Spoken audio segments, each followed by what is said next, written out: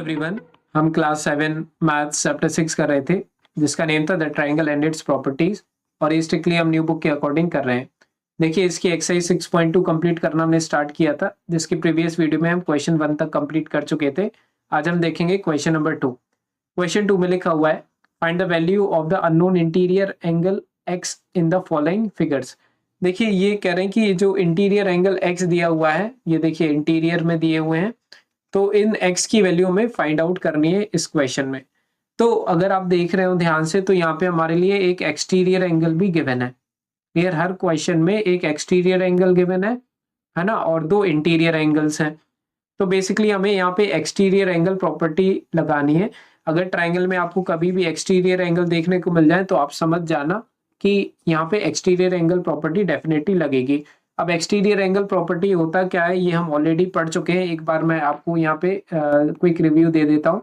जैसे एक ये ट्राइंगल है और ये हमारा एक लाइन को हमने एक्सटेंड कर दिया, ट्राइंगल की एक साइड को एक्सटेंड कर दिया, तो ये बाहर एक एक्सटीरियर एंगल बन जाता है ना। और ये जो अंदर दो वाले इंटीरियर एंगल रहते हैं। क्लियर, तो अंदर वाले इंटीरियर, बाहर वाले एक्सटीरियर।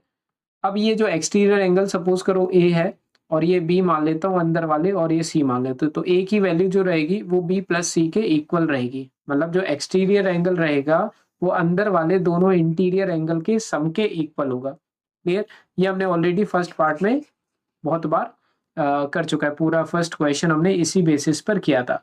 यहाँ पे भी आपको कुछ नहीं करना है, वही प्रॉपर्टी आपको लगा देनी है।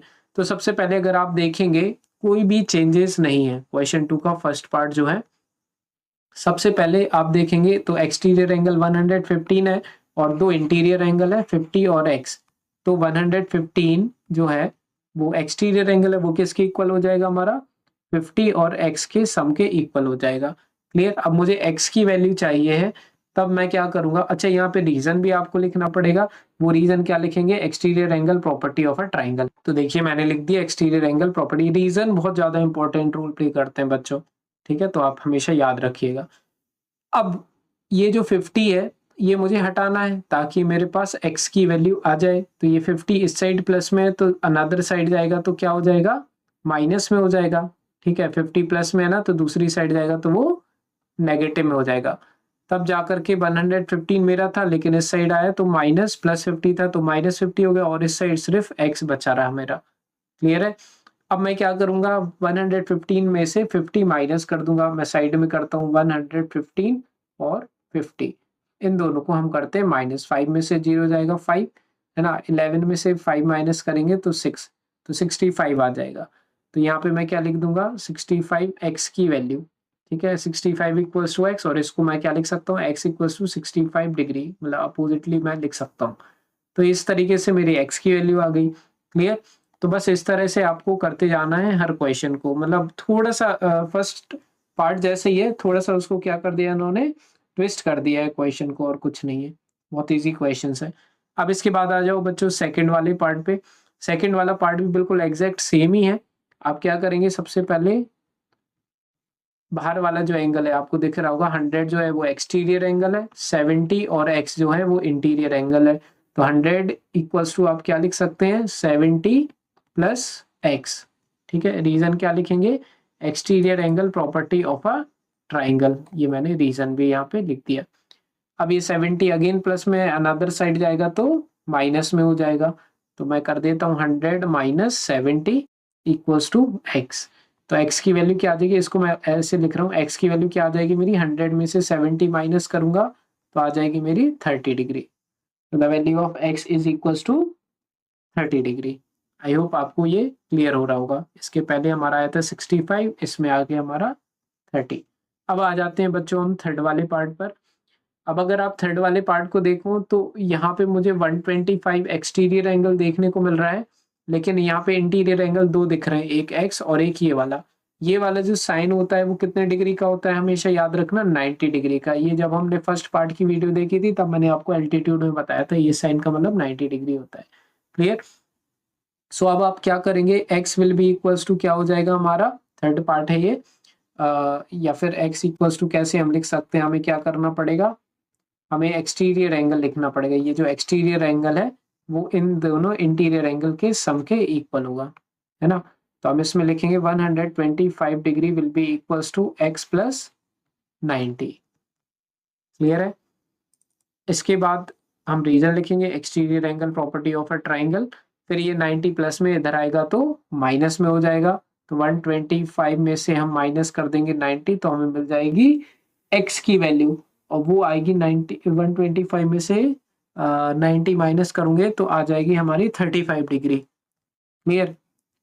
तो यहाँ से हमें मिल गई x की value, so the x will be equal to 35 degree. ये कई कई बार मैं ऐसा साइन डिग्री का लगाना भूल जाता हूँ, लेकिन आपको हर जगह पर लगाना है। क्लियर। ये डिग्री का साइन होता है।